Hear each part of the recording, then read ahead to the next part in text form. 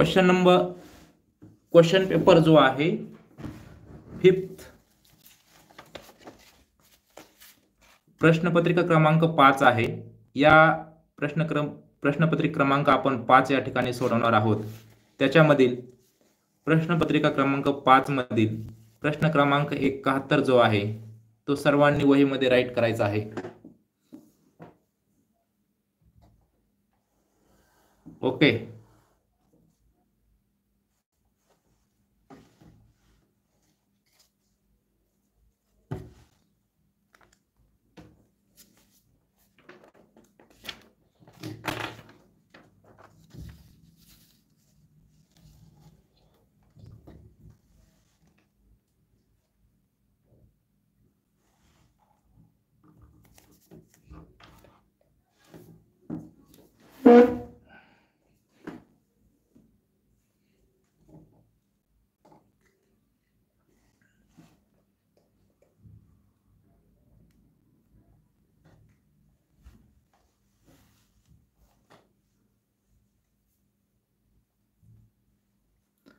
प्रश्न क्रमांक 71 सर्वांनी लिहून घ्या। प्रश्न क्रमांक 71 सर्वांनी लिहून घ्या। प्रश्न क्रमांक 71 आहे, गणिताच्या एका पेपरमध्ये दीपकने 30 उदाहरणं सोडवले। बरोबर उदाहरणास 4 गुण मिळतात, मात्र चुकीच्या उदाहरणातून 2 गुण कमी होतात। दीपकला 90 गुण मिळाले असतील तर त्याने किती उदाहरणे बरोबर सोडवली असतील? हे आपलं उदाहरण आहे।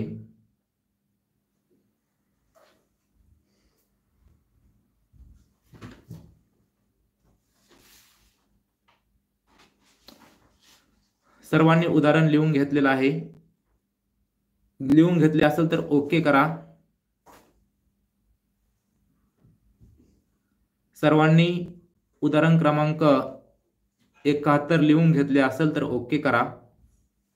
मी उद्याच्याला सर्वांच्या वहीमध्ये सर्व उदाहरणं लिहिलेली असतील आणि त्या सर्व उदाहरणांचे उत्तरही लिहिलेले असतील।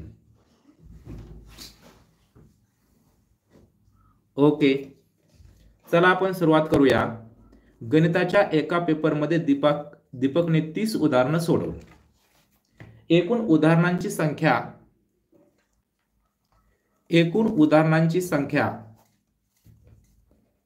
30 आहे। ओके, एकूण उदाहरणांची संख्या 30 आहे। तर आपण एक एक पर्याय पाहूया। बरोबर उदाहरणात 4 गुण मिळतात, मात्र चुकीच्या उदाहरणातून 2 गुण कमी होतात। समजा या ठिकाणी ऑप्शन जे आहेत, पहिलं ऑप्शन आहे 22। तर पहा, पहिला जर आपण पर्याय घेतला 1 नंबरचा 22, तर समजा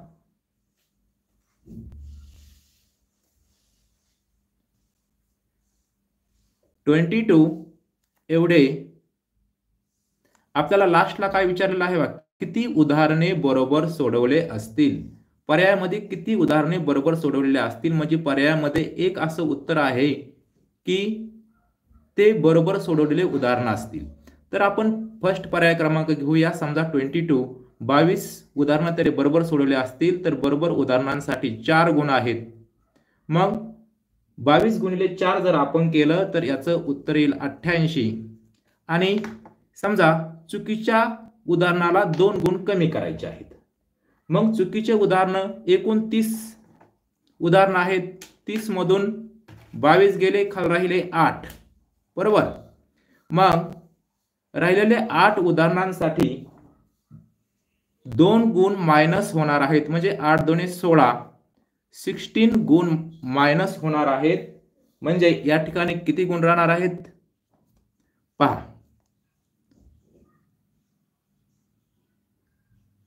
8 - 6 2 आणि 8 - 1 7, 72 आन्सर येते। याचा अर्थ पर्याय क्रमांक 1 हा काही बरोबर नाही। तर आपलं उत्तर यायला पाहिजे दीपकला 90 गुण मिळाले असतील। तर या ठिकाणी 72च गुण मिळत आहेत, म्हणजे पर्याय क्रमांक 1 हा बरोबर नाही। त्यासाठी आपण पर्याय क्रमांक 2 पाहू। पर्याय क्रमांक 2 पर्याय क्रमांक 2 आहे 24. तर 24 मल्टिप्लाय 4 करून आपण पाहू. समजा 24 प्रश्न बरोबर असतील तर 24 गुणिले 4 गुणाकार येईल 96. बरोबर आहे.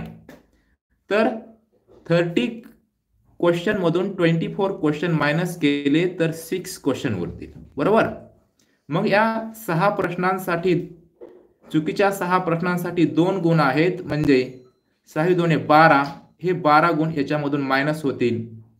बघा 96 मधून 12 जर आपण मायनस केले 6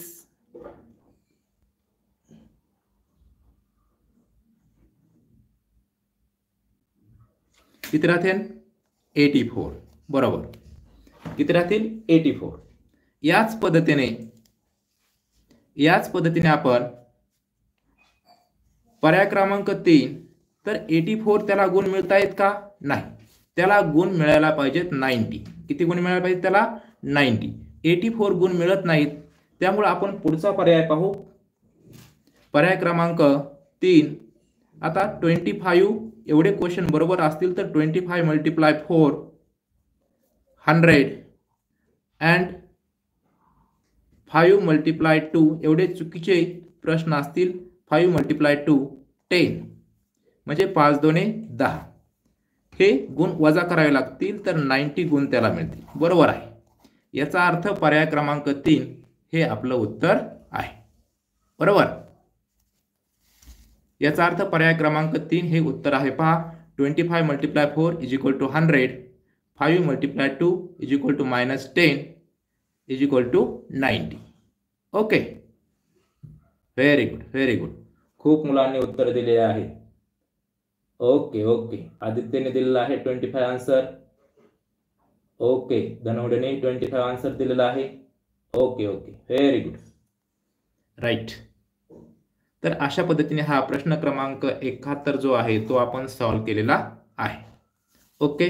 मग याचं आन्सर जे आहे 71चं 3. Okay okay. नेक्स्ट क्वेश्चन आपण पाहूया. Question number 72. एका चाकाचा व्यास 42 सेंटीमीटर असून 3.3 किमी अंतरावर त्या चाकाचे किती फेरे पूर्ण होतील? हा आपला नेक्स्ट क्वेश्चन आहे. नेक्स्ट क्वेश्चन आपण पाहूयात.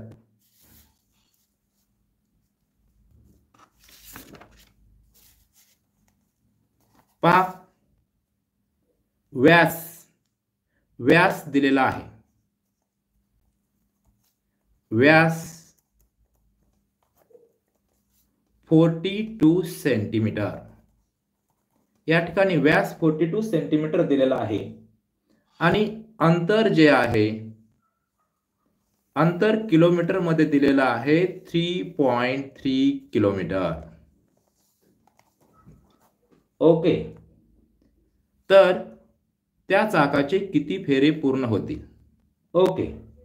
आपण हे दोन्ही माप, एक माप सेंटीमीटर मध्ये आहे, एक माप किलोमीटर मध्ये आहे. ह्या दोघांनाही आपण सेंटीमीटरचं मीटर करूया आणि किलोमीटरचंही मीटर मध्ये कन्वर्ट करूया. 4 पॉइंट तुम्हाला माहिती आहे 100 centimetre is equal to 1 metre. त्याच्यामुळं 42 सेंटीमीटरचं मीटर मध्ये रूपांतर करण्यासाठी आपल्याला 42 ला 100 ने मल्टिप्लाय करावं लागेल. मग आन्सर काय येणार आहे?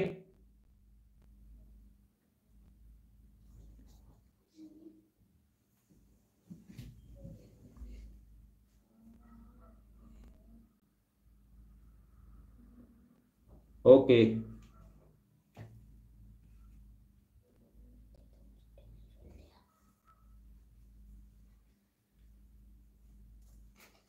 ओके.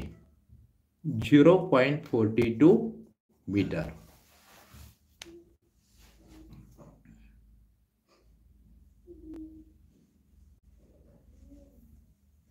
या ठिकाणी आपल्याला 0.42 मीटर आहे.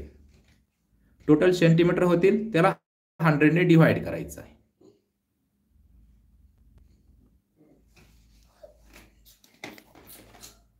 100 ने डिवाइड करा, 100 ने डिवाइड करा, 42ला 100 ने डिवाइड करा. त्याच पद्धतीने तुम्हाला माहिती आहे 1 kilometre is equal to 1000 metre.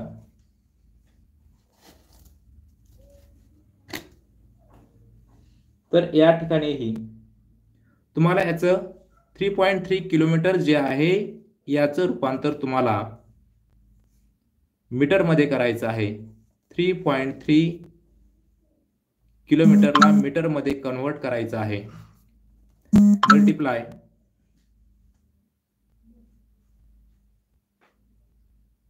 1000 is equal to 3300 metre. अशा पद्धतीने आपण सेंटीमीटर, 42 सेंटीमीटर आणि 3.3 किलोमीटर याचं रूपांतर आपण मीटर मध्ये केलेलं आहे. मग तर चाकाचा आपल्याला या ठिकाणी परिघ काढावा लागणार आहे. परिघाचं सूत्र आहे, परिघ बरोबर सूत्र आहे पाय मल्टिप्लाय डायमीटर. पायची व्हॅल्यू आहे 22/7. पायची व्हॅल्यू नेहमी कॉन्स्टंट असते. 22/7 22/7 ही पायची किंमत नेहमी निश्चित असते. त्याच्यानंतर डायमीटर दिलेला आहे 42 सेंटीमीटर, ज्याला की आपण मीटर मध्ये कन्वर्ट केलेला आहे. डायमीटर या ठिकाणी येणार आहे 0.42 मीटर. ओके. तर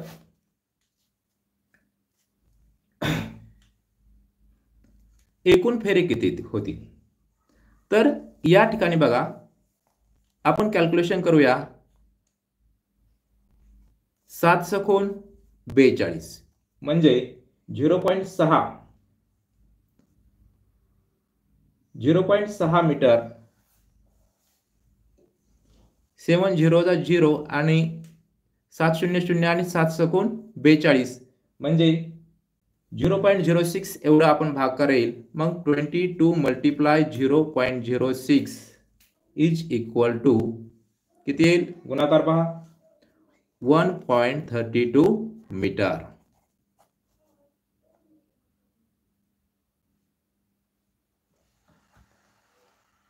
ओके ओके. काही मुलांनी उत्तर दिलेलं आहे पहा, काही मुलांनी उत्तर दिलेलं आहे. वा, छान छान. ठीक आहे. तर टोटल फेरे आपल्याला काढायचे आहे. तर फेरे बरोबर उत्तर येणार आहे एकूण फेरे बरोबर अंतर भागिले चाकाचा परिघ. अंतर भागिले चाकाचा परिघ जो आहे तो आपल्याला काढावा लागेल. एकूण अंतर जे आहे आपण किलोमीटर मध्ये काढलेलं आहे 3300 मीटर आणि भागिले चाकाचा परिघ जो आहे तो परिघ काढलेला आहे 1.32 मीटर. ओके. ह्या दोन्ही गोष्टी आपण काढलेल्या आहेत. तर याचा आपण भागाकार करूया. 3300 भागिले 1.32. तर यालाच आपण खालचं दशांश चिन्ह आपण बाजूला काढू. 3300 भागिले 132 करू आणि दोन चिन्हाने दशांश चिन्ह उजवीकडे सरकणार आहे, म्हणजे वरच्या साईडला अंश स्थानी आपण 2 शून्य देऊन टाकू. आता कॅल्क्युलेशन करा. या ठिकाणी 11 ने भाग जाईल पहा. 11 त्रिक 33. त्यानंतर 11 0 0 1 2 3 0 येतील. ओके. त्यानंतर इथं 11 ने भाग देऊया. 11 1 11 आणि खाली राहिले 2. 13 मधून 11 गेले, खाली राहिले 2. 11 2 22 12 येतील. ओके. मग पुन्हा एकदा 12 ने भाग देऊया. 12 ने पूर्ण भाग जाईल पहा.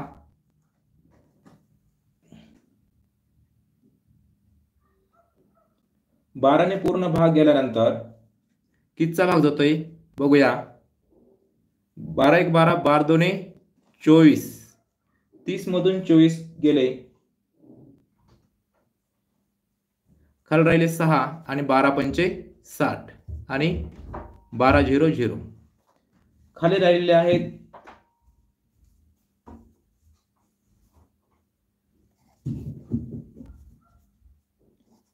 2500. मग एकूण फेरे निघालेले आहेत 2500. हे तुमचं राईट आन्सर असणार आहे. हा 2500 हे तुमचं राईट आन्सर असणार आहे. Okay okay, very good. सेलार ओके. पवार भागवत यांनी बरोबर उत्तर दिलेलं आहे. आरती पवार नलवडेने बरोबर उत्तर दिलेलं आहे. ओके, कमेंट बॉक्स मध्ये तुम्ही लिहिताय हीच गोष्ट तुम्ही वहीमध्ये सुद्धा तुमच्या नोट डाऊन करून घ्यायची आहे. वहीमध्ये सर्वजण लिहून घ्या. वहीमध्ये सर्वांनी लिहून घ्यायचं आहे. ओके, 72 नंबरचं हे गणित झालेलं आहे. ओके,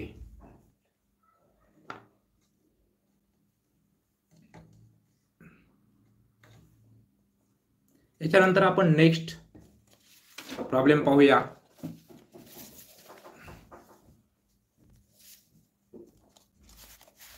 नेक्स्ट आहे 73.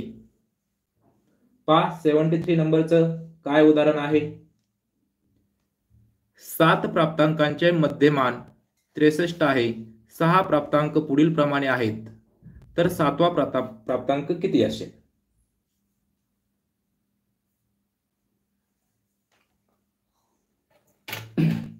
तुम्हाला सर्व प्राप्तांकांची अगोदर सुरुवातीला बेरीज करावी लागणार आहे. 65 70 68 59 73 55 या सर्वांची बेरीज करा. एकूण प्राप्तांक किती दिलेले आहेत पहा. 1 2 3 4 5 6. 6 प्राप्तांक दिलेले आहेत. तर 7वा प्राप्तांक किती असेल हे विचारलंय आणि या सर्व 7 प्राप्तांकांचा मध्य जो आहे तो 63 आहे. ओके, मग सर्वांची बेरीज करा. किती बेरीज येईल पहा. 73 नंबरचा हा क्वेश्चन आहे. 65 plus 70 plus 68 plus 59 plus 73 plus 55 या सर्वांची ऍडिशन करायची आहे. या सर्वांची ऍडिशन किती येते बघा. सर्वांची ऍडिशन करा. हा डायरेक्ट कोणीही उत्तर सांगू नका.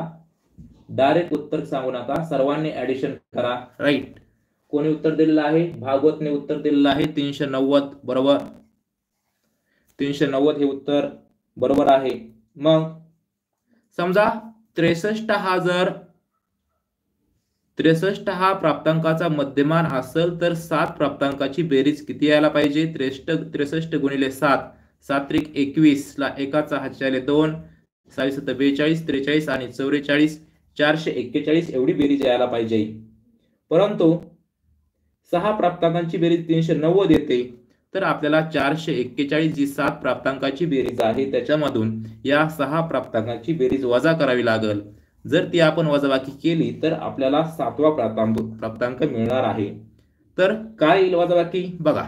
1 मधून 0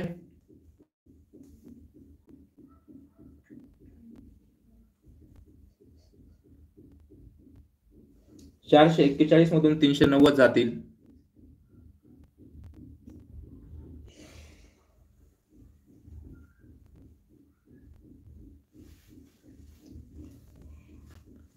एक्कावन.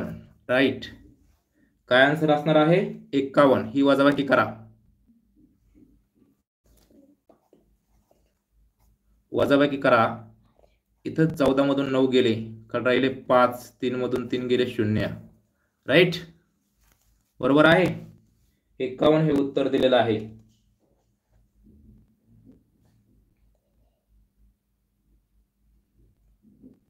Okay okay.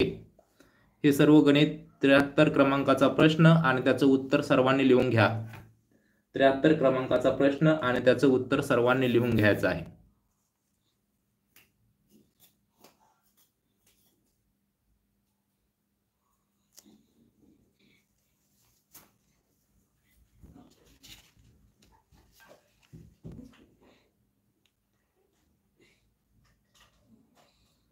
त्यानंतर 74 क्रमांकाचा आपण प्रश्न पाहूया. 74 क्रमांकाचा प्रश्न पाहूया. हनुमंत जाधवर सरांनी 1,80,000 रुपये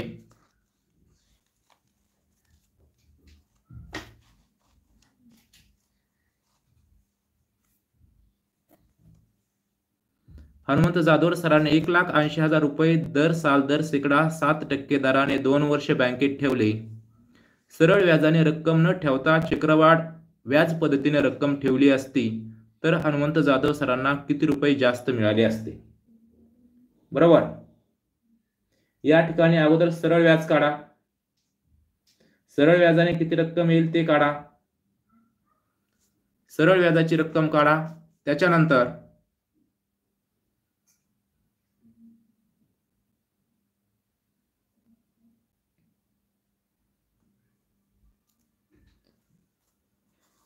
पहा, सरळ व्याजाने हे अगोदर आपल्याला पाहावं लागणार आहे.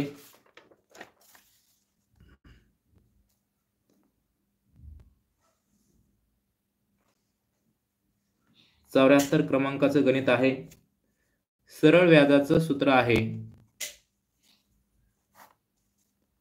मुद्दल या ठिकाणी आहे 1,80,000 गुणिले दर आहे 7% आणि या ठिकाणी किती वर्षासाठी पैसे ठेवलेले आहेत? 2 वर्षासाठी.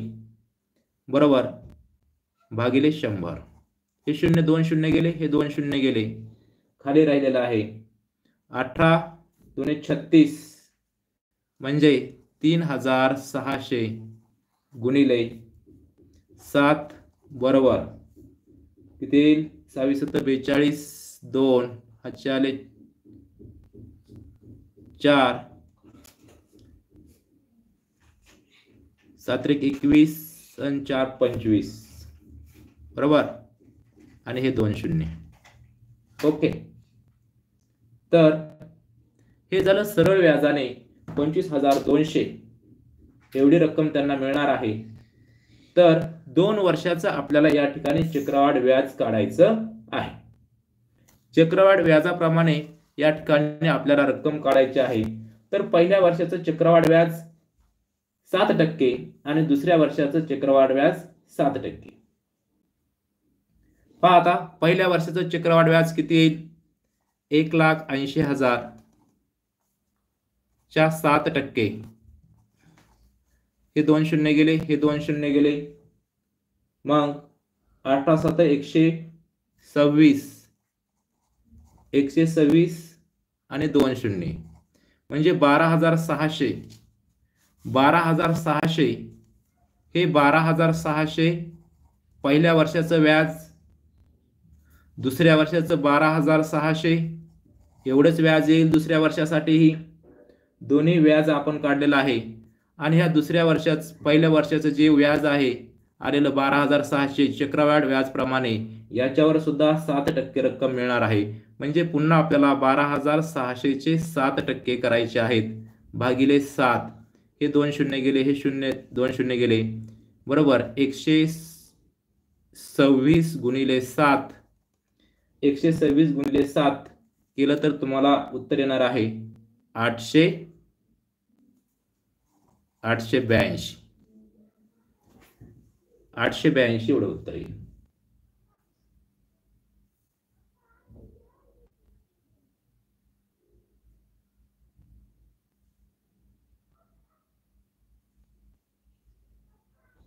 आठशे 88.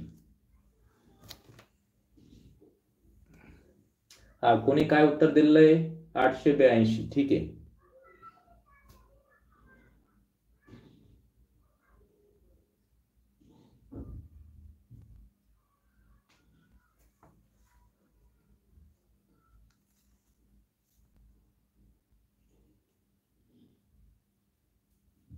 बघा आता सरळ व्याजाप्रमाणे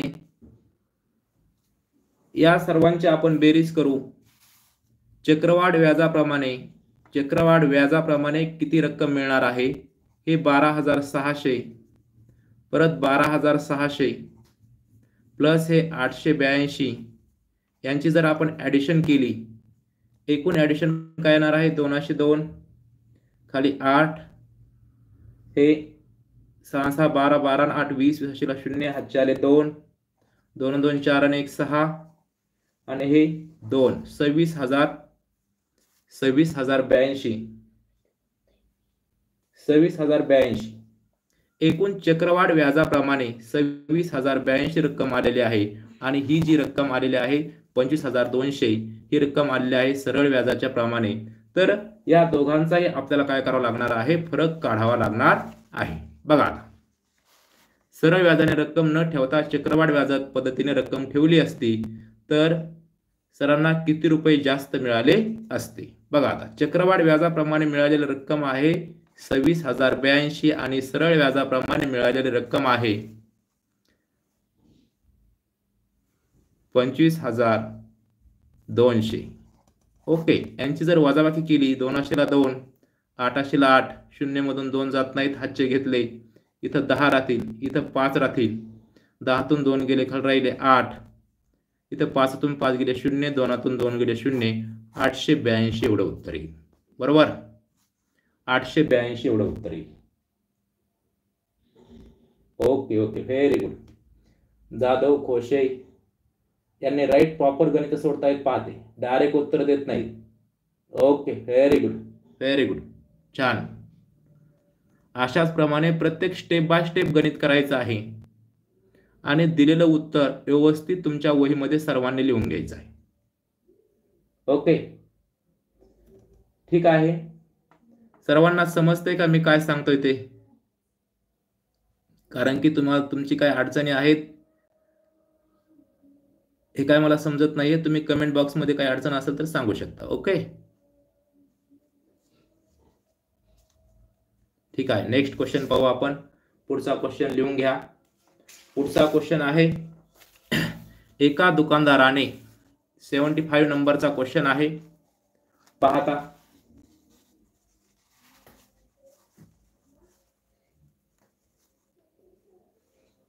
75 नंबरचा क्वेश्चन लिहून घ्या. एका दुकानदाराने 2 साड्यांवर 1 साडी मोफत दिली तर शेकडा किती सूट दिली?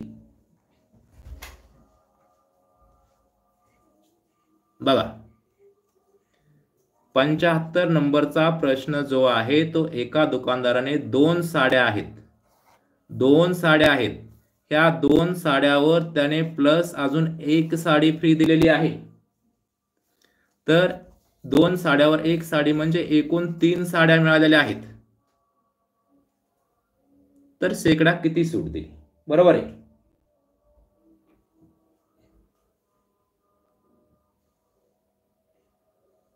समजा 10 रुपयाला एक साडी आहे असं आपण मानूया. तर समजा 2 साड्यांची किंमत होईल 20 रुपये आणि एक साडी परत मोफत दिलेली आहे. त्या मोफत दिलेल्या साडीची किंमत समजा आपण 10 रुपये गृहीत धरली तर एकूण किंमत 30 रुपये होणार आहे.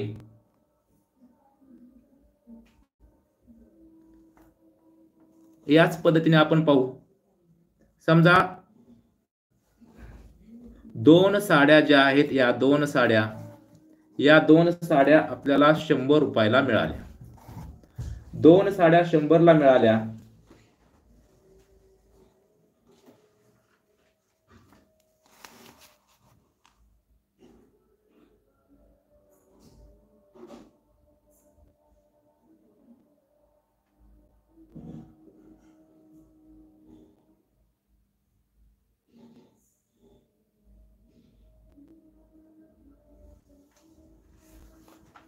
पहा 50% सूट येईल. तर थोडक्यात 100 रुपयामध्ये 150 रुपये होतील. तर 100 ला 50, 100 रुपयाला 50 सूट दिलेली आहे. 3 साड्यांची किंमत किती होईल? 150 रुपये. थोडक्यात 100 रुपयाला 50% सूट दिलेली आहे असं म्हणता येईल आपल्याला. या ठिकाणी 100 ला 50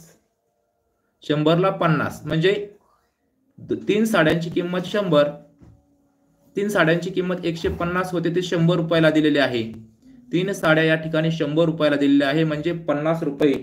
100 ला 50 रुपये सूट दिलेली आहे म्हणजे 100 ला 50 म्हणजे या ठिकाणी 50% एवढी सूट मिळालेली आहे. 50% एवढी सूट मिळालेली आहे. ओके, 50% एवढी सूट मिळालेली आहे.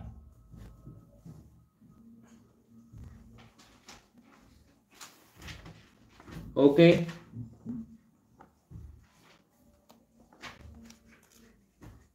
समजले? पुढचा प्रश्न पहा आता. पुढचा प्रश्न, खालीलपैकी असत्य विधान ओळखा. प्रश्न क्रमांक 76 नंबरचा प्रश्न आहे. असत्य विधान ओळखायचं आहे. 2 बिंदूंमधील अंतरास रेषाखंड म्हणतात. बरोबर. हा एक बिंदू आहे. हा 76 क्रमांकाचा प्रश्न आहे. हा एक बिंदू आहे, हा एक बिंदू आहे. हे 2 बिंदू आहेत. या 2 बिंदू मधील अंतरास काय म्हणतात? रेषाखंड. बरोबर. म्हणजे पहिलं जे आपलं उत्तर प्रश्न आहे तो बरोबर आहे. पर्याय बरोबर आहे. किरण एकाच दिशेने वाढत जाते. हा डॉट आहे. याच्यामधून निघालेला जो रेषा असते त्याला आपण किरण म्हणतो. बरोबर. मग किरण एकाच दिशेने वाढत जाते. एकाच दिशेने वाढत जाते. दुसऱ्या दिशेने ते वाढणार नाही. ओके, या ठिकाणी ते स्टॉप झालेलं आहे. परस्पर विरुद्ध किरणांचे आरंभ बिंदू भिन्न असतात. पहा आता पर्याय क्रमांक 3. परस्पर विरुद्ध किरणांचे आरंभ बिंदू. समजा या ठिकाणी मी हे एक किरण काढलेला आहे आणि याच्या परस्पर विरोधी म्हणजे बरोबर एकदम उलटे हे दुसरे एक किरण काढलेलं आहे. या दोघांचे आरंभ बिंदू भिन्न असू शकतात का? नाही. या दोघांचे आरंभ बिंदू हे एकच असू शकतं. म्हणजे दुसरा पर्याय बरोबर होता. पर्याय क्रमांक 2 हा चूक वाटतोय आपल्याला. पर्याय क्रमांक 3 पाहू. जेव्हा 2 रेषाखंडामधील लंबांतर सारखे असते तेव्हा ते एकमेकांना समांतर असतात. बरोबर आहे. जेव्हा 2 रेषाखंड असतील, या ठिकाणी हा AB हा रेषाखंड आहे. दुसरा रेषाखंड आहे PQ. PQ या दोघांमधील अंतर जे आहे हे डिस्टन्स जे आहे ज्यावेळेस सेम असेल, सारखा असेल, त्यावेळेस त्यांचं लंबांतर सारखं असेल तेव्हा ते एकमेकांना समांतर असतात. हे वाक्य बरोबर आहे. म्हणजे या ठिकाणी असत्य विधान आहे पर्याय क्रमांक 3. ओके, अरे सर्वांच्या लक्षामध्ये. या ठिकाणी मी ज्या आकृती ड्रॉ केलेल्या आहे त्या सर्वांनी ड्रॉ करून घ्या. Okay, very good, very good. खूप मुलांनी उत्तर दिलेलं आहे. छान. पुढचा प्रश्न पाहूया आपण 77 नंबरचा. पहा आता. P चा चौथा घात छेद Q चा चौथा घात वजा 1 या द्विपदीचे अवयव कोणते? ओके, बघा आता 77 नंबर चा हा क्वेश्चन आहे. याच्यामध्ये आपण हा 77 नंबरचा प्रश्न पाहणार आहोत. P⁴ upon Q⁴ -1. ओके, तर या ठिकाणी याला आपण थोडासा बदल करून लिहूया. P⁴ ब्रॅकेट ⁴ बघा आता याची किंमत 2 × 2 4च याचा स्क्वेअर येणार आहे. अपॉन Q⁴ ओके, -1 चा सुद्धा स्क्वेअर करूया. आपण किंमत तीच ठेवलेली आहे मात्र वेगवेगळ्या फॉर्म मध्ये लिहिलेलं आहे. ठीक आहे. या ठिकाणी तुम्हाला माहिती आहे, तुम्हाला हा पॉइंट माहिती आहे की a² - b² बरोबर. पहा, समजा हा पॉइंट जो आहे a² आहे आणि हा जो दुसरं पद आहे हे b² आहे. मग a² वजा b² बरोबर काय उत्तर असतं? a ए वजा बी ए प्लस बी, अशा पद्धतीने आपल्याला हे लिहावं लागणार आहे.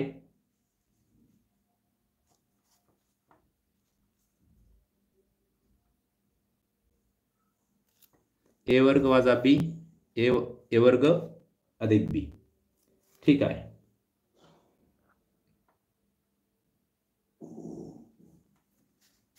पाहता याच पद्धतीने आपण लिहूया. P upon Q raise to square याचा square -1 plus P raise to 2 Q raise to 2 plus 1. आपण ए वर्ग वजा बी वर्ग या पद्धतीने हे गणित लिहिलेलं आहे.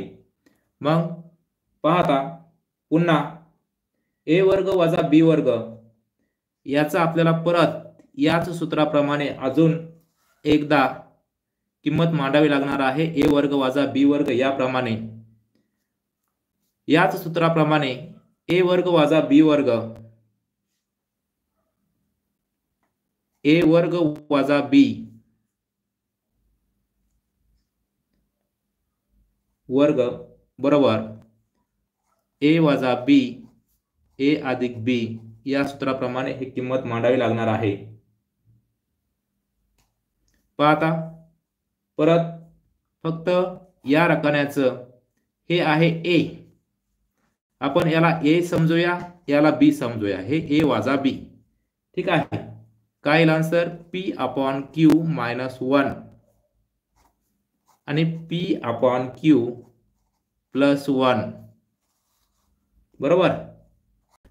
हा ब्रॅकेट फक्त फर्स्ट ब्रॅकेट आपण या सूत्राप्रमाणे या ठिकाणी मांडलेला आहे आणि सेकंड ब्रॅकेट जो आहे P square upon Q square plus 1 जो जशा तसा घेतलेला आहे. या ठिकाणचा जो ब्रॅकेट आहे तो जशा तसा या ठिकाणी मांडलेला आहे. म्हणजे आपला जो हा पर्याय आहे तो पर्यायामध्ये हे उत्तर दिसतंय का पाहूया आपण. बरोबर. बघा काय आलेला आहे, कोणता पर्याय बरोबर आलेला आहे? पी अपॉन क्यू पर्याय क्रमांक कोणता बरोबर आलेला आहे पहा. पर्याय क्रमांक दिलेले आहेत या ठिकाणी. कोणता पर्याय बरोबर आहे?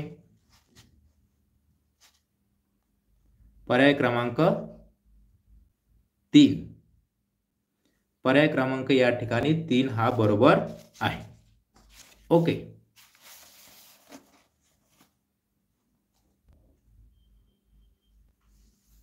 पर्याय क्रमांक 3 हा सर्वांनी लिहून घ्या.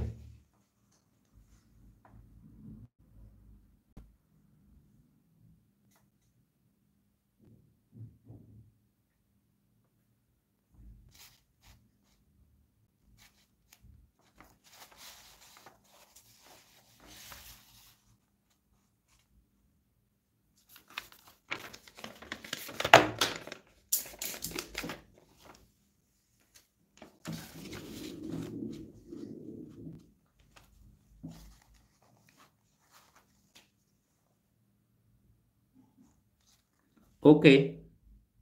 77 नंबरचा हा प्रश्न आपण पाहितलेला आहे. सर्वांना समजलं? पर्याय क्रमांक 3. ओके. नेक्स्ट क्वेश्चन आपण पाहूया 78 नंबरचा. या ठिकाणी एक त्रिकोण दिलेला आहे. हा त्रिकोण दिलेला आहे. या त्रिकोणाची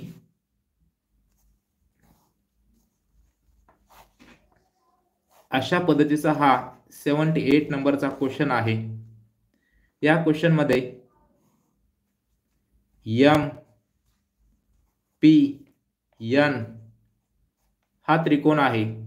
याची ही बाजू जी आहे पीओ, बाजू पीओ ही बाजू जी आहे ती 12.5 सेंटीमीटर आहे आणि ओएन ही बाजू आहे 12.5 सेंटीमीटर.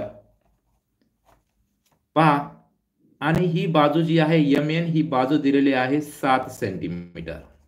ओके. सोबतच्या आकृतीवरून लेंथ एमपी ची लेंथ आपल्याला काढायची आहे. किती सेमी आहे? बरोबर आहे. लेंथ MP ची लेंथ काढायची आहे. MP बाजू या ठिकाणी दिलेली आहे. बघा या ठिकाणी तुम्हाला पायथागोरसचा थेरमचा यूज करावा लागेल. बघा ही संपूर्ण बाजू दिलेली आहे. ही संपूर्ण बाजू काय होणार आहे? 12.5 आणि 12.5, 12.5 आणि 12.5 किती होणार आहे? यांची जर ऍडिशन केली तर ती होणार आहे 25 सेमी. ओके, किती होणार आहे? 25 सेमी. म्हणजे एक बाजू PN जी बाजू आहे ती 25 सेमी सापडलेली आहे आणि MN ही बाजू जी आहे 7 सेमी या ठिकाणी मिळालेली आहे. मग पायथागोरसच्या थेरम प्रमाणे कर्ण वर्ग बरोबर बाजू वर्ग प्लस बाजू वर्ग या सूत्राप्रमाणे आपल्याला जावं लागणार आहे. मग या ठिकाणी कर्ण वर्ग 7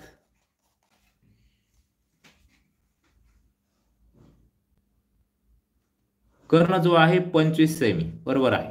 कर्ण जो आहे 25 चा वर्ग बरोबर एक बाजू दिलेली आहे ती आहे 7 चा वर्ग अधिक दुसरी बाजू दुसऱ्या बाजूचा वर्ग बरोबर. पाहता 25 चा वर्ग येईल 625 वजा 7 चा वर्ग 49. हे 7 वर्ग इकडे घेतले 49 झाले. हे येईल बाजूचा वर्ग बरोबर. मग 625 मधून 49 घालूया आपण. 15 मधून 9 गेले खाली राहिले 6. 11 मधून 4 गेले खाली राहिले 7 आणि खाली राहिले 5. ओके, 576 येईल बरोबर बाजू वर्ग. ठीक आहे. 576 हा कोणत्या संख्येचा वर्ग आहे? 576 हा तुम्हाला वर्ग संख्या पाठ करण्यास सांगितल्या होत्या. 576 हा वर्ग 24 चा वर्ग आहे. बाजूचा स्क्वेअर आपण ह्या ठिकाणी केलेला आहे. स्क्वेअर रूट घेतलेला आहे म्हणजे बाजूचाही स्क्वेअर रूट घ्यावा लागणार आहे. म्हणजे बाजू बरोबर 24 हे उत्तर आलेलं आहे. Okay, very good, very good, nice, छान, व्हेरी गुड. तर सर्वांनी हे प्रॉपर उत्तर लिहून घ्या तुमच्या वहीमध्ये. उद्याच्याला हे दाखवायचे सर्वांनी. प्रॉपर आन्सर ह्या प्रश्नाचं सर्वांनी लिहून घ्या. सर्वांनी या प्रश्नाचं उत्तर लिहून घ्यायचं आहे.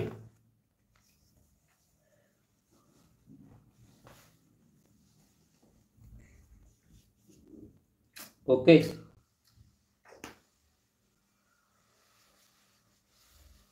Okay, very good, right. Next question आपण पाहणार आहोत. नेक्स्ट क्वेश्चन आहे 79 नंबरचा क्वेश्चन पहा. 79 नंबरचा क्वेश्चन पहा. काय आहे?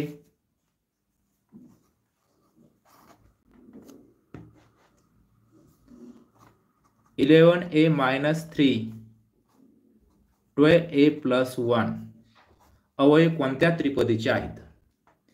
हे अवयव कोणत्या त्रिपदीचे आहेत?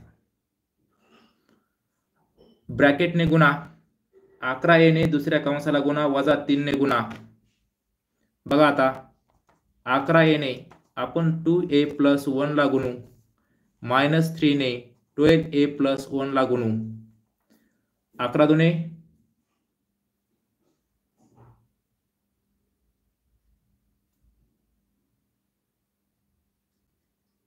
22a चा वर्ग 11a वजा 36 36a प्लस मायनस येईल या ठिकाणी 3 1 3. ओके, 5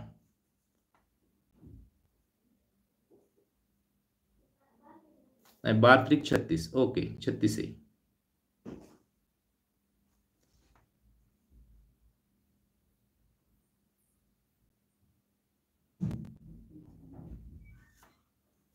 12a आहे, बरोबर आहे. या ठिकाणी थोडं चुकलंय. 11a गुणिले 12a, 11a गुणिले 12a आहे. 12 गुणिले 11 यांचा जर गुणाकार केला तर तो येईल 132. 11 दुणे 22, 132 येईल, बरोबर आहे. या ठिकाणी उत्तर आहे 132a वर्ग प्लस 11a वजा 36a. मग 11a वजा 36a यांची जर आपण वजाबाकी केली, 132 a चा वर्ग प्लस 36a मधून 11a गेले तर राहतील या ठिकाणी वजा चिन्ह मोठ्या संख्येचं 25a वजा 3. ओके, 25a वजा 3 राहील. मग 132a वर्ग वजा 25a वजा 3. या ठिकाणी बघा पर्यायामध्ये कोणता पर्याय आहे? पर्याय क्रमांक 4 या ठिकाणी दिलेला आहे. अस्पष्ट दिसत असला या ठिकाणी पर्याय क्रमांक 4 याचा दिलेला आहे 132a वर्ग वजा 25a वजा 3. ओके, पर्याय क्रमांक 4.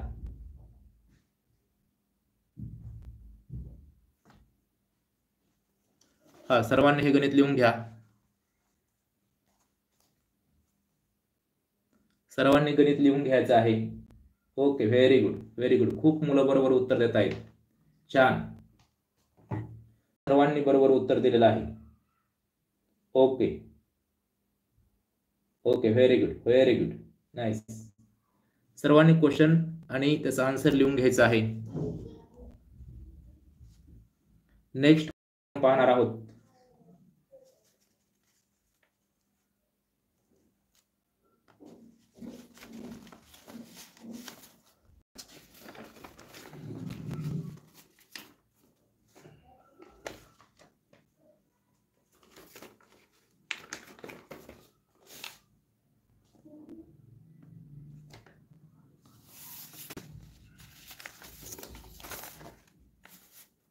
सर्वांनी 80 नंबरचा क्वेश्चन राईट डाऊन करून घ्या.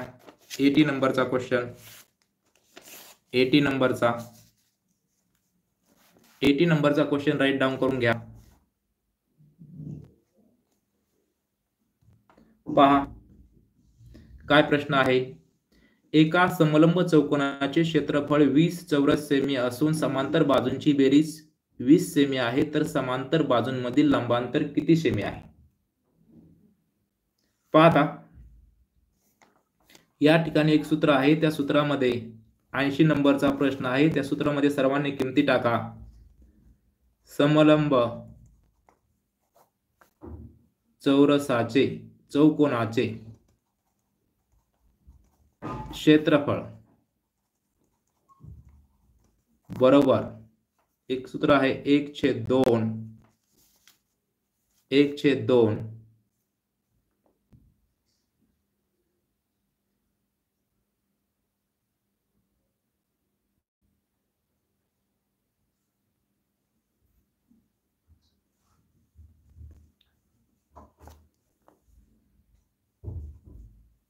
गुणिले समांतर बाजूंची बेरीज, समांतर बाजूंची बेरीज गुणिले लंबांतर, बघा आता या ठिकाणी समलंब चौकोनाचे क्षेत्रफळ जे आहे ते 20 चौरस सेमी दिलेलं आहे आणि 1/2 समलंब समांतर बाजूंची बेरीज जी आहे ती सुद्धा 20 दिलेली आहे आणि लंबांतर आपल्याला काढायचं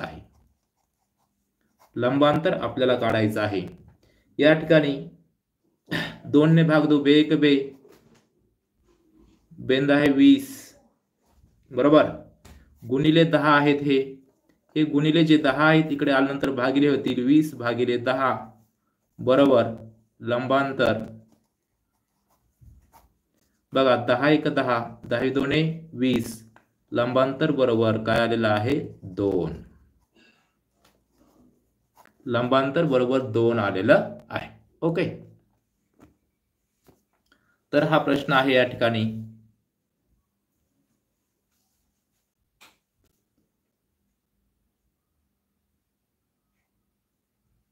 पर्याय क्रमांक 3. व्हेरी गुड, छान.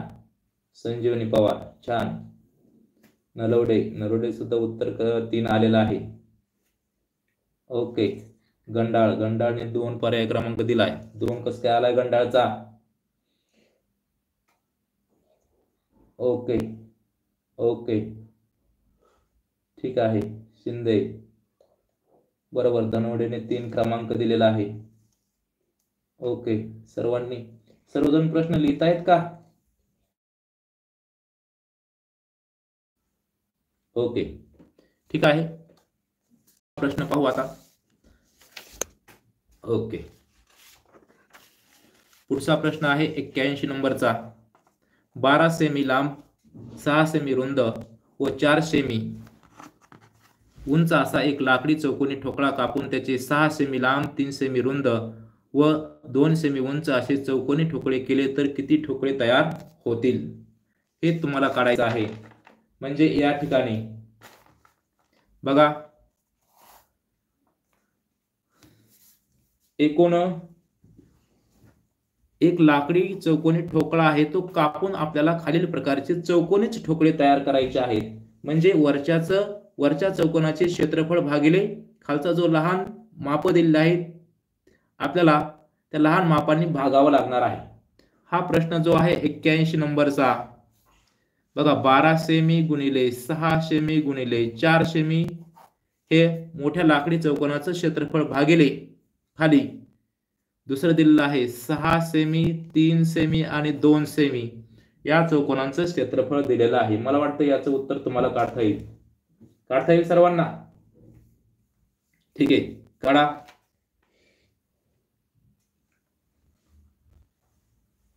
किती ठोकळे तयार होतील? बेक बे, बेसकुम 12, 6 1 6, परत 3 1 3, 3 2 6, खाली राहिले 2 गुणिले 4 बरोबर 8 ठोकळे होतील. किती ठोकळे होतील? 8. ओके, आले सर्वांचं? वा, very good.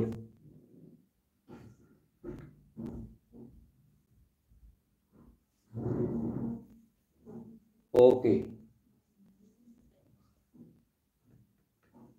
Okay, very good. 81 नंबरचा हा प्रश्न आहे. पुढं 82 नंबरचा प्रश्न सोडूया आपण.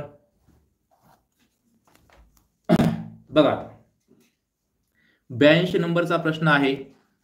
खादी ग्रामोद्योग मंडळाने 26,800 रुपयांचा मालाची विक्री केली. मालाच्या विक्रीवर 7% रिबेट मिळत असेल तर किती रुपये रिबेट मिळेल? बघा, सोडवा हा प्रश्न. सोपा आहे. 26,800 वर 7% म्हणजे किती? मला कमेंट मध्ये उत्तर पाहिजे याचा.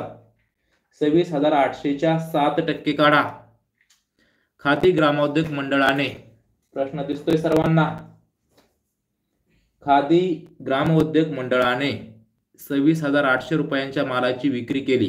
बघा आता 82 नंबरच्या ह्या प्रश्नाचं उत्तर 26,800च्या 7%, 7/100.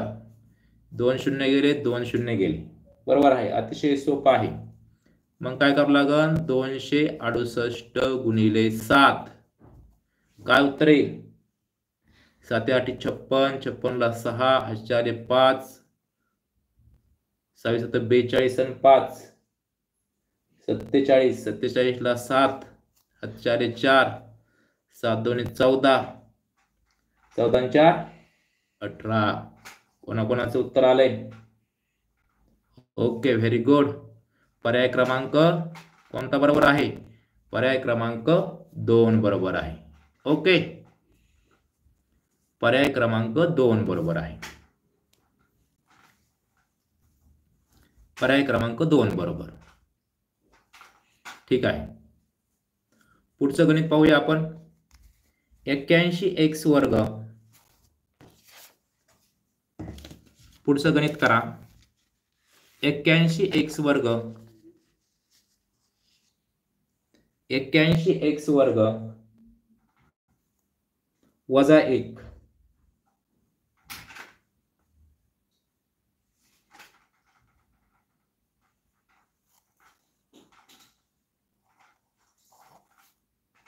81चा चौथा घात वजा 1, बरोबर. 81चा चौथा घात वजा 1. आता याचा आपण वर्गमूळ जर घेतलं, ए वर्ग वजा बी वर्ग, याच्यानुसार काय होईल? ए वजा बी, ए वर्ग वजा ए वजा बी, ए अधिक बी, या पद्धतीने. ओके, याच पद्धतीने आपण घेऊ. काय येईल? 81चं वर्गमूळ 9, 1चा दुसरा घात येईल वजा 1 आणि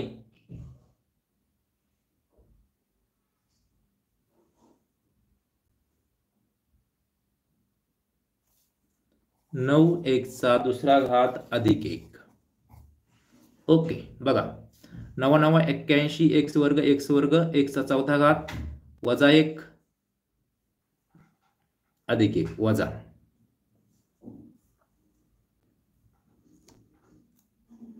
बरोबर. तर या ठिकाणी ह्या 9x वर्ग वजा 1 याचा आपल्याला पुन्हा एकदा ए वर्ग वजा बी वर्ग, ए वर्ग वजा बी वर्ग याच्या प्रमाणे लिहिता येईल. ए वजा बी, ए अधिक बी.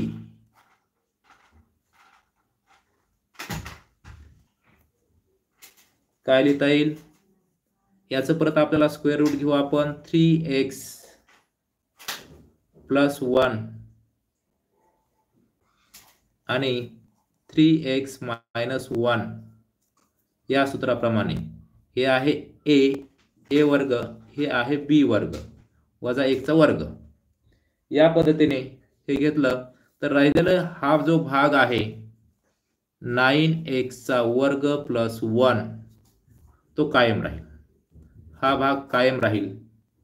तर पर्याय आपला या ठिकाणी कोणता सूट होत आहे? बघा, 3x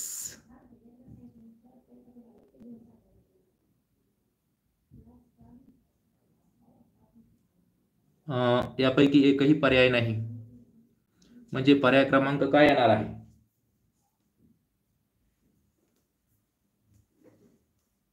पर्याय क्रमांक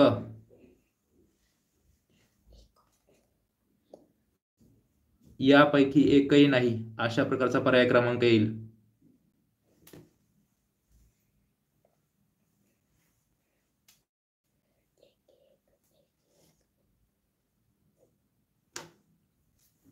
ओके, पर्याय क्रमांक 4 हा बरोबर असं. त्याच्यानंतर पुढचं गणित पाहूया आपण. सर्वांनी लिहून घ्या. सर्वांनी लिहून घ्या. पुढचं गणित पहा. एका चौरसाकृती तलावाचे क्षेत्रफळ 196 चौरस मीटर आहे.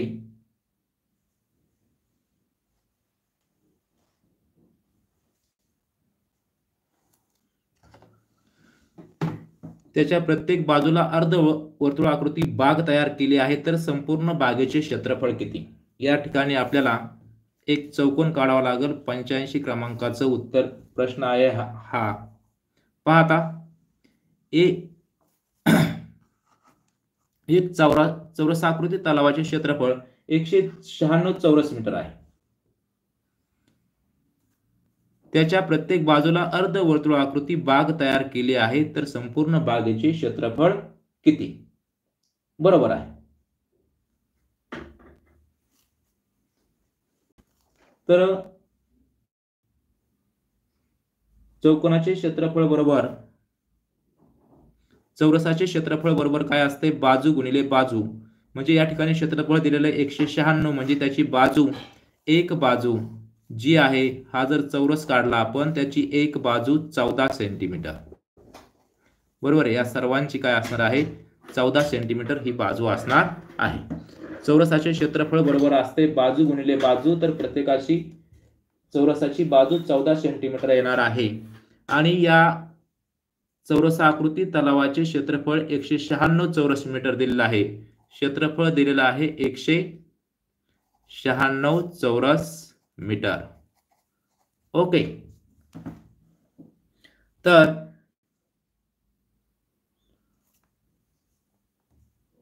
त्याच्या प्रत्येक बाजूला अर्धवर्तुळ आकृती बाग तयार केलेली आहे. पहा, या चौरसाच्या क्षेत्रफळाच्या प्रत्येक बाजूला हे अर्धवर्तुळ आकृती बाग तयार केलेली आहे. या प्रत्येक साइडला अर्धवर्तुळ आकृती बाग तयार केलेली आहे. या ठिकाणी किती अर्धवर्तुळ झाले मग? 4 अर्धवर्तुळ झाले.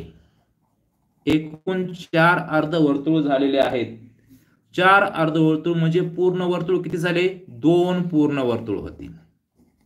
4 अर्धवर्तुळ म्हणजे 2 काय होणार आहेत? पूर्ण वर्तुळ होणार आहेत. ओके, 2 पूर्ण वर्तुळ होतील. मग या वर्तुळाचा व्यास जो आहे, वर्तुळाचा व्यास जो आहे, व्यास आपल्याला 14 मीटर दिलेला आहे. 14 मीटर. ओके, हा 14 मीटर आहे. 14 मीटर हा व्यास दिलेला आहे. तर वर्तुळाचा व्यास जर 14 मीटर असेल तर त्याची त्रिज्या जी आहे ती 7 मीटर असणार आहे. बागेचे संपूर्ण बागेचे क्षेत्रफळ काढायचं आहे 7 मीटर. पाहता,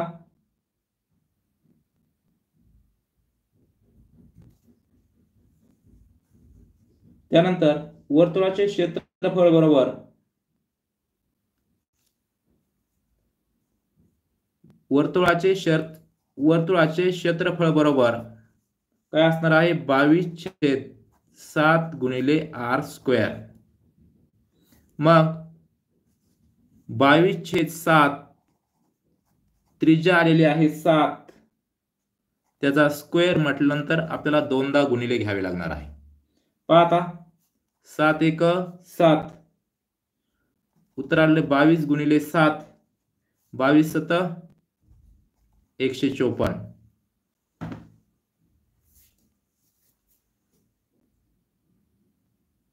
22 7 154. आपण याचा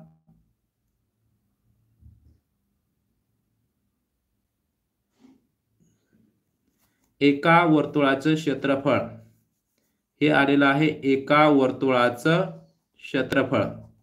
अशा 2 वर्तुळाचं क्षेत्रफळ किती? त्याच्या प्रत्येक बाजूला अर्धवर्तुळाकृती बाग तयार केली आहे. तर संपूर्ण बागेचे क्षेत्रफळ किती? मग एक तर दुसऱ्या वर्तुळाचं क्षेत्रफळ ही 154 येणार आहे. तर एकूण क्षेत्रफळ 4 8 5 आणि 5 10 10 शून्याचा हातचा 1 एकूण 308 चौरस मीटर एवढं क्षेत्रफळ येणार आहे. 308 चौरस मीटर. Okay, very good. 308 square metre. Okay, पर्याय क्रमांक 3 हे उत्तर बरोबर आहे. पर्याय क्रमांक 3.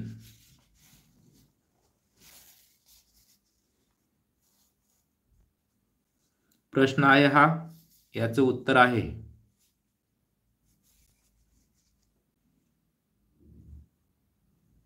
ओके. चला पुढचा प्रश्न पाहू.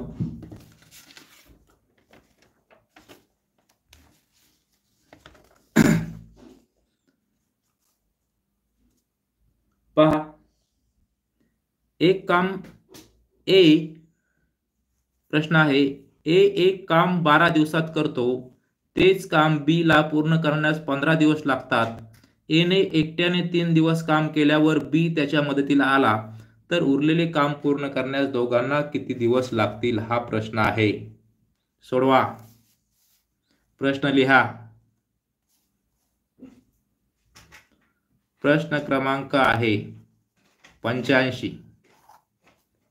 पाहता, ए हा काम 12 दिवसामध्ये करतो.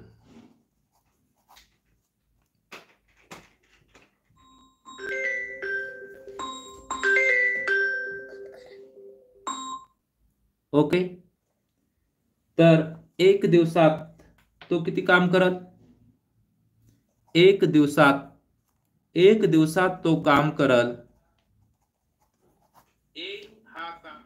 1/12 एवढे काम करल तो.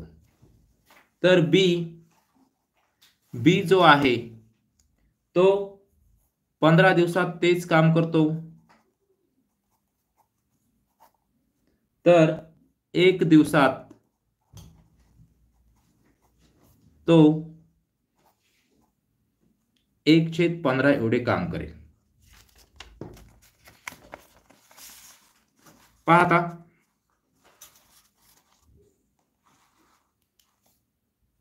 बी हा 1/15 दिवसांमध्ये काम करेल.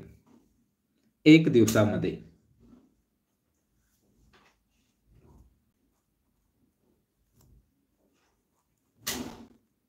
एने एकट्याने 3 दिवस काम केल्यावर, आता ए हा एकटा 3 दिवस काम करतोय.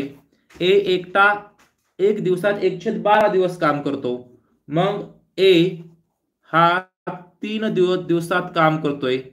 3 दिवसात किती काम करेल? 3 दिवसामध्ये ए हा, पहा लक्ष द्या, ए हा 3 दिवसामध्ये 3 गुणिले एका दिवसात 1/12 करतो. 3 दिवसामध्ये 3 गुणिले 1/12 म्हणजे 3 एक 3, 3/12 एवढं तो काम करेल.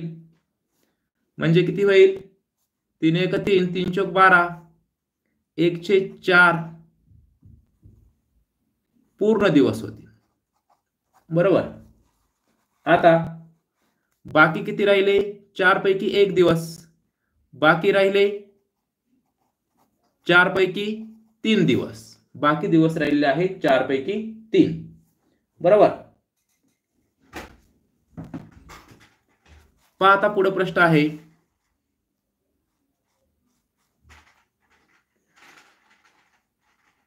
मग या ठिकाणी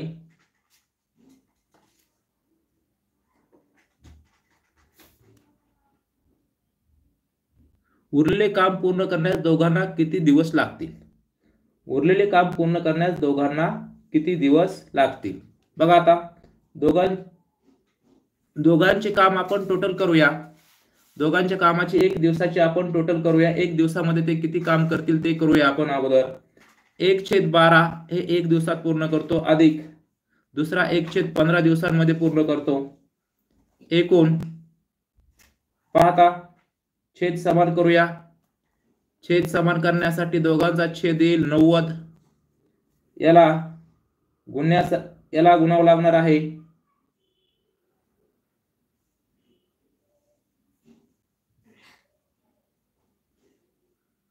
या दोघांचा छेद येईल 60. बरोबर. दोघांचा छेद आपल्याला 60 घ्यावा लागल. तर 12 पंचे 60, 5 ने गुणावं लागल. इथं 4 ने गुणावं लागल. 15 चौक 60 म्हणजे 5 अधिक 4, 5 अधिक 4 बरोबर. या ठिकाणी आपलं उत्तर येणार आहे 9/60. एका दिवसामध्ये 60 पैकी 9 एवढं ते काम पूर्ण करणार आहेत. पाहता बाकी काम किती शिल्लक राहिलेलं आहे? उरलेले काम पूर्ण करण्यास दोघांना किती दिवस लागतील? पहा. मग एका दिवसामध्ये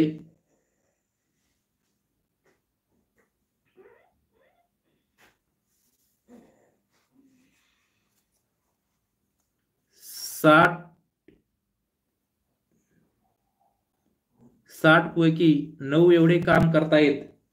तर उरलेलं 3/4 काम करण्यासाठी किती दिवस लागतील?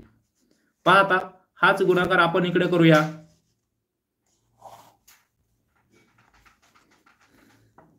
9/60 गुणिले बरोबर 3/4 आपण क्रॉस मल्टिप्लिकेशन करू. 60 multiply 3/9 multiply 4 is equal to 3 एक 3, 3 त्रिक 9,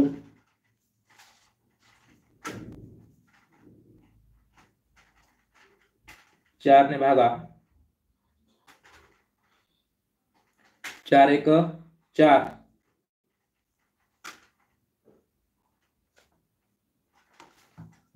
इथं उत्तर येईल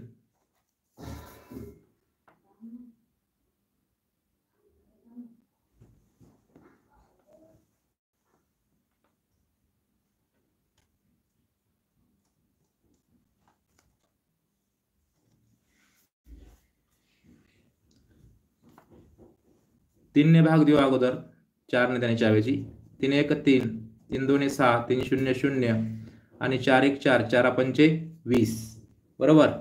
या ठिकाणी 5 दिवस लागतील. या ठिकाणी किती दिवस लागतील? 5 दिवस.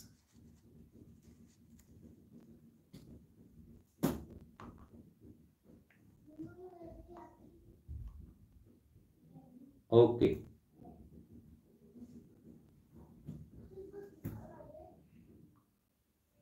पाच दिवस लागतील. तर उरलेले काम पूर्ण करण्यास दोघांना किती दिवस लागतील? 5 दिवस. ओके. पहा प्रश्न पहा. उरलेले काम करण्यास 5 दिवस लागतील.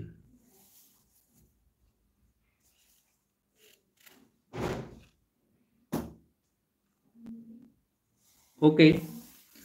तासिका खूप मोठी होते, त्याच्यामुळं आपण या ठिकाणी स्टॉप करूया. एकूण आपले प्रश्न झालेले आहेत 85. आता राहिलेले आहेत 5 प्रश्न, ते आपण वर्गामध्ये पाहू. तर या प्रश्नाचं उत्तर लिहून घ्या.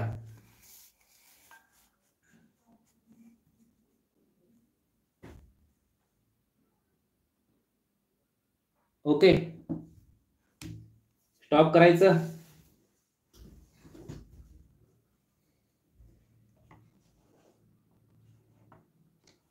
ओके. आपण स्टॉप करूया, कारण की खूप मोठी तासिका होते. 5 प्रश्न राहिले आहेत, ते आपण नंतर घेऊया. ठीक आहे. ठीक आहे.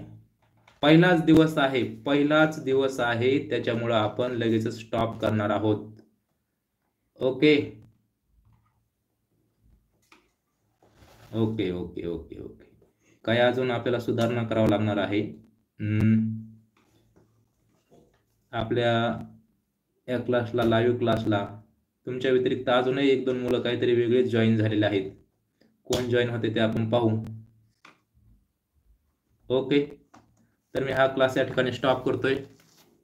आणि अजून एक गोष्ट सांगायची असेल, याचे प्रश्न उत्तर तुम्हाला लिहायचे असतील तर हा यूट्यूबला याच लिंकवरती हा क्लास सेव्ह राहील. तुम्ही हा क्लास पुन्हा एकदा पाहू शकता. Okay. Good night all of you. सर्वांनी छानसे लिहून घ्या. काय राहिला असेल तर परत हा व्हिडिओ तुम्ही पाहू शकता. ओके. Good night. ओके. लगेचच तुमचा मोबाईल हा पालकांकडे देऊन टाकायचा आहे. संपले की बसले आपले मोबाईल बघत, असं कोणीही करायचं नाही. ओके. बाय.